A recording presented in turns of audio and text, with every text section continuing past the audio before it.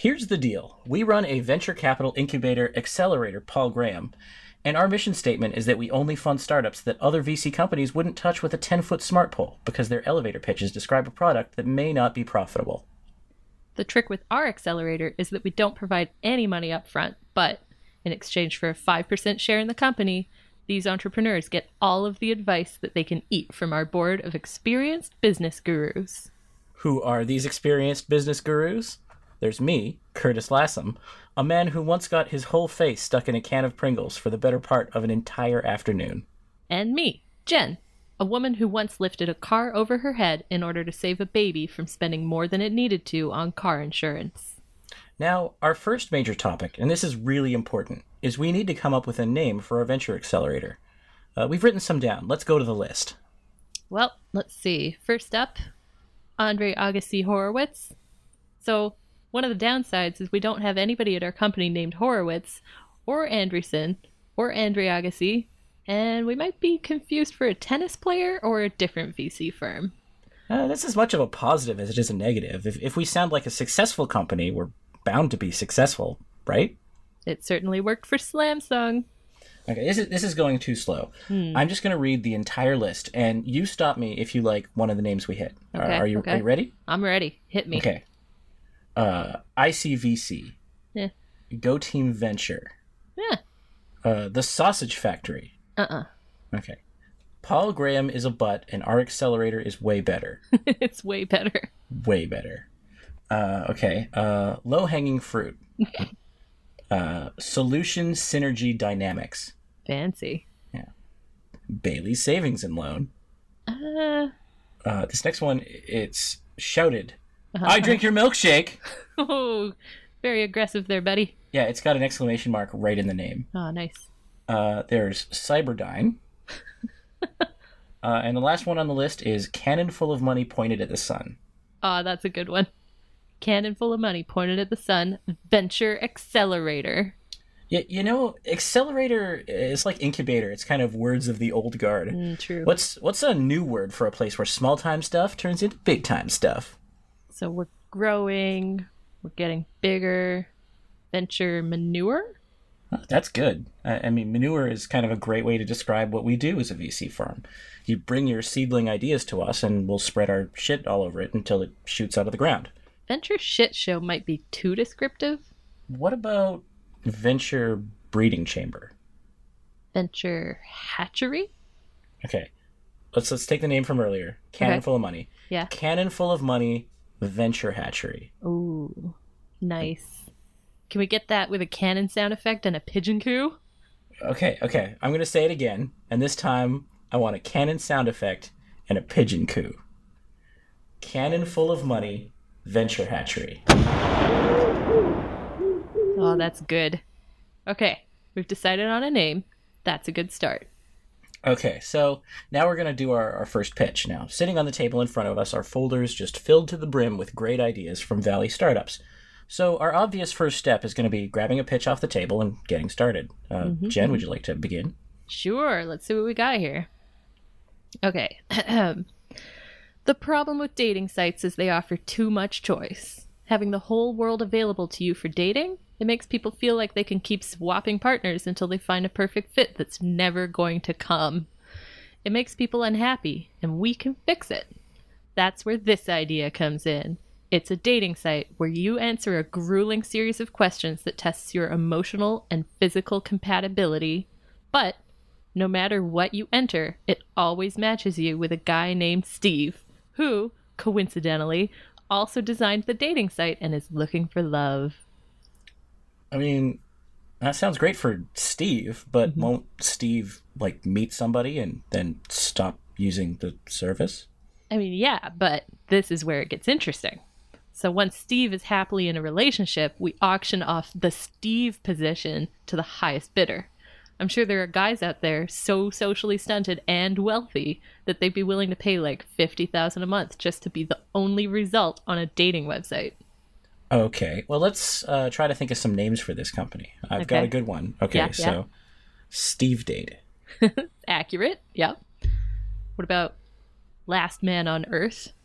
No, I like it. You know, there's a show called Last Man on Earth. So Oh, right, yeah. yeah, but it doesn't mean we can't name our startup that. True. In fact, you know, there's more cred now. Okay, so what about okay stupid? I like that. Okay. Okay, you know Plenty of Fish, right? I do know Plenty of Fish. How about One of Fish? Oh, because there's only one of him. Okay, no, okay, I like that, but you know, same line. What about Plenty of Steve? You're right. There's so much Steve to go around. I know. There's lots of Steve for everyone. Until we run out of Steve. Until we run out of Steve. But then you get more Steve. Yeah, then we get more Steve. Steve. So there's all the always way down. plenty of Steve. That's plenty of Steve. It's good. It's but good. Let's see if we can do better. On to the second pitch. Have you ever thought to yourself, man, I wish I could crowdfund in my sleep? It's way too much work to go find cool things to back with all the money burning a hole in your wallet. Forget perusing curated lists. Ain't no one got time for that. Why not simply back everything? Show your lack of support by canceling your pledge for bad products. Negative feedback makes the world go round. So it's like Kickstarter, but everyone who's signed up automatically pledges to everything. No exceptions? Yeah, I guess like a curated subscription model. So we'd pick the thing that gets crowdfunded every month, and then whoever you are, you've got to pay for it. I like it. So you end up with knitted keyboards, pens that shoot squid ink over 500 feet, some guy's band, board games made by a guy who loves expensive miniatures and has a severe vitamin D deficiency. We've got it all, and you're definitely going to crowdfund it. It's super expensive to be a member because you're crowdfunding everything. Everything. But you get a lot of cool crap sent to you, hopefully, sometimes. like 50% of the time. Definitely we can say 25% of the time. We can guarantee at least like 9 to 10% of the stuff will be a hit. Mm-hmm, yep. So canceling your pledge is one thing, but once you've kickstarted the thing, if it's terrible, the money's gone, right? Yeah. So yeah, once they've kickstarted it, like the money is gone. The thing got built with their money, so they can't still get their money. But it's terrible. But if you hate the product after the fact, you get to send them a strong electric shock to the buttocks. Ooh. So the creators have to agree up front to strong electric shocks to the buttocks. We'll install an Internet of Things remote controllable, entrepreneur grade pelvic shock harness, and they're good to go. This is a solid idea. I like it. But I'm a little worried because we're a VC company. Right. We fund things with our ideas. So this kind of crowdfunding idea where other people fund things with their actual money could put us completely out of business. We should name this thing. Do you have any ideas? Yeah. KICKSTOPPER. Okay. So like KickStopper, but like playing on the butt shock thing. Kick ender. Kick him in the end. Yeah, kick him right in the end with a shock. Double entendre there. How about IndieNoNo? IndieNoNo is good. Okay, back to the butt shocks. I want to take this back to shocks to the butt. Of course you do. What about Shock Starter? I mean, take it all the way. Butt shock. Okay. I've kind of gone a little far down the shock to the buttocks well. And honestly, I'm starting to think that's where the real money is. I think so. We need a startup where we can just pay money to shock people in the ass on the internet. Powerful butt shocks as a service. Nice. Rump zapping on demand for an internet-connected age. That's the new hit. Okay, I got real distracted there, but back to IndieNoNo. I think that was actually the best name we came up with for this pitch. It made me giggle. Now, because automation is putting us all out of jobs one day, I've turned over the job of generating some of our pitches over to an automatic pitch generator, which I have named Son of a Pitch. We're going to need like a super boopy sound effect here. Like beep, boop, beep, boop, beep, beep, boop, beep. Boop, boop, boop, boop. Let's see what Son of a Pitch has for us. We make Pinterest, but for government employees. I like this one because like government work is so soul crushing.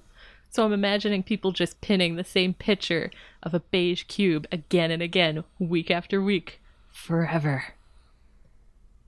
Maybe that's the only thing that there is to pin. Like all they have access to is a beige cube that they can pin and they pin it anyways because there's nothing else to do in the entire application. We could call it beigecube. Oh, it's good. Beigecube, accept the inevitable. Beigecube, you will be assimilated. Beigecube, resistance is futile.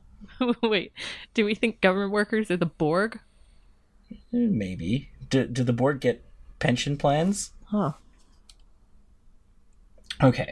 So the next step in our process, the Venture Collider, is pretty experimental, but hear us out.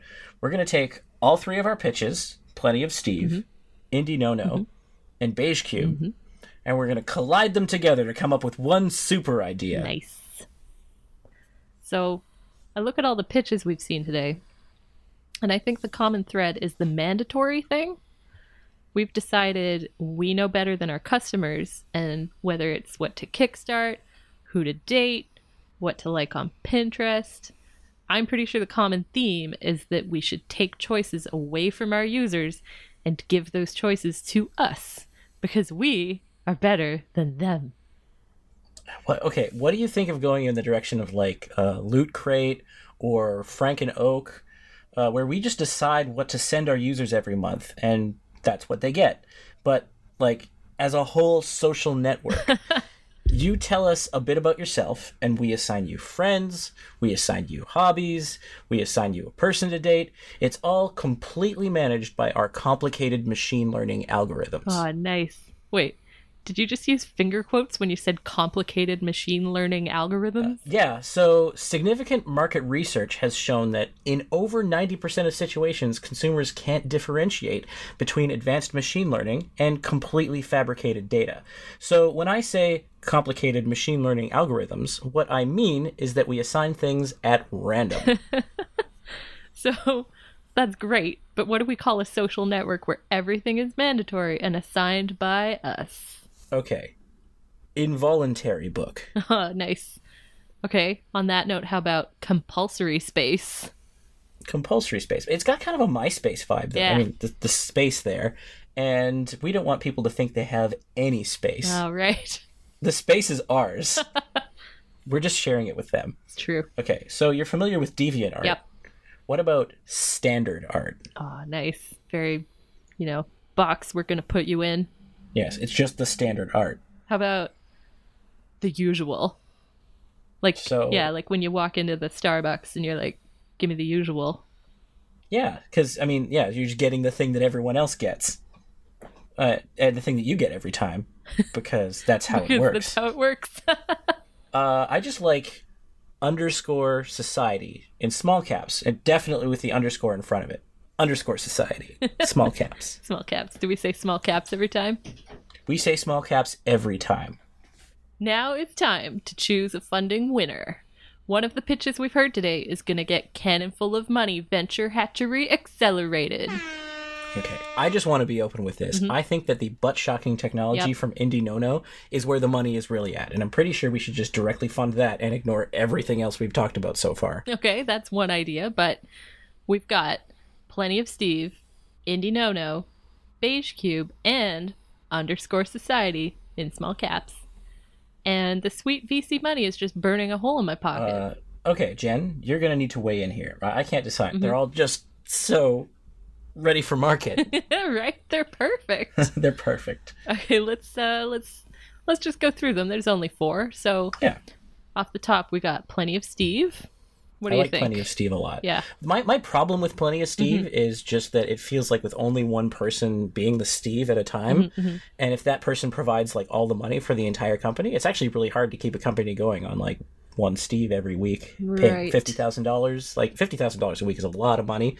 One Steve is paying that, and you've got to keep those Steves coming because otherwise you just completely run out of money. I mean, you're assuming it takes a week to get Steve a date. I mean, with the whole list of people signed up, surely he's going to find his love sooner than a week. Well, but that being said, Steve also has there's a filtering process for Steve. But even if Steve finds a date in only 2 days, that actually makes our problem worse because the faster Steve finds a date, the faster we have to find a replacement Steve. He's only paying while he's in the system, unless we've got a flat fee, because then a flat fee means we can essentially benefit from processing Steves as quickly as possible. Definitely a flat rate. And Okay. I mean, like you got the Bachelor Bachelorette thing. We could try that. We could flip flop between a Steve and I don't know, a woman. Okay, so like we could have a Plenty of Steve and a Plenty of Eve. It falls into place. Look at this. Yeah, okay, this is a pretty solid idea. I mean, that I show's like, popular, right? I like Plenty of Steve a lot. I do too. But Okay, so for IndieNoNo, I know you like IndieNoNo. I like IndieNoNo a lot, Yeah. but I kind of want to put the kibosh on that early because I'm worried that if people are out there crowdfunding their own projects, we are going to be out of a job. I think you just need to take the butt shocking part and think of Just that. extract the butt shocking. What if we were to Yeah. just have the butt shocking with Plenty of Steve and Plenty of Eve? Oh, Like Oh. Eve and Steve can use the software, Uh-huh. but also people can shock them in the butt. and it'd At be random. like broadcast on YouTube. Yeah, and so like they're able to date everybody, but in exchange for that, everybody can shock them. I kind of like that. All right, new idea.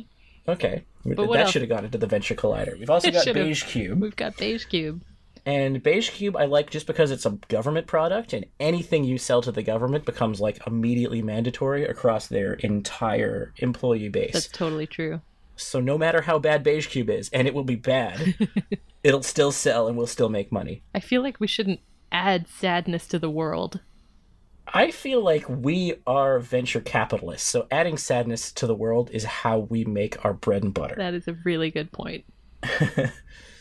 But, okay, underscore society, all in small caps, takes all of those things and makes it into one. So what do you think of that guy? I really like underscore society, all small caps. I mean, it just takes people's choice away Yep. and we give it to them in a social network that we control entirely. Think of the advertising money, because people could just pay us to give them hobbies. Like McDonald's could come to us and say, everyone's hobby should now be eating McNuggets. Right. And we could do that Oh, because yeah. we control what people's hobbies are on our platform. And the money just sort of walks into our pockets. And I mean, it's good. people hate choice. People hate choice. There's too much choice out there. We could take that all away and give them a very streamlined experience for their entire lives. Yeah. Kind of Orwellian, though.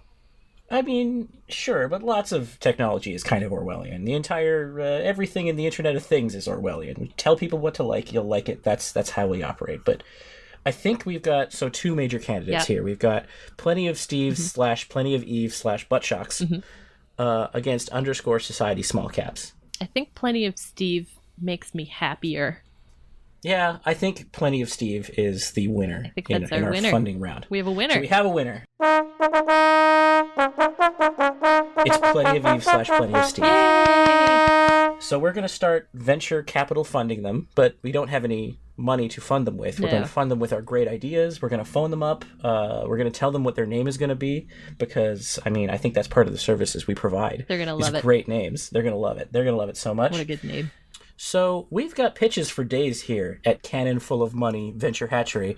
But if you and your friends have a startup idea that was just too ahead of its time to get funding anywhere else, you should tweet it at me, at CLassam on Twitter.